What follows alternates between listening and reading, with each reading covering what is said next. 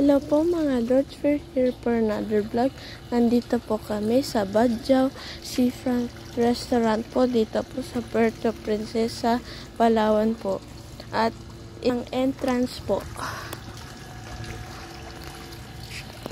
yan po.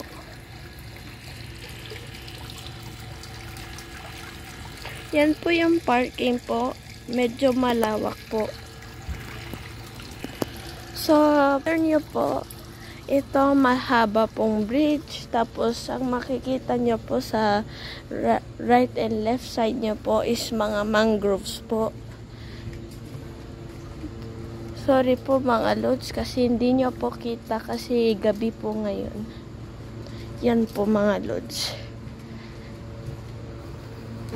Ayun na mga lods, skinip ko lang kasi mahaba lang po yung bridge. At ito po, makikita nyo po yung tubig. May mga lights po din sa mga mangrove. At yan po, kasi pag nandito na po kayo, i-welcome po kayo ng mga employees. Tapos tatanungin kung may reservation po kayo. Yun po, kasi ito po, wala po, pets are not allowed po. Yan po.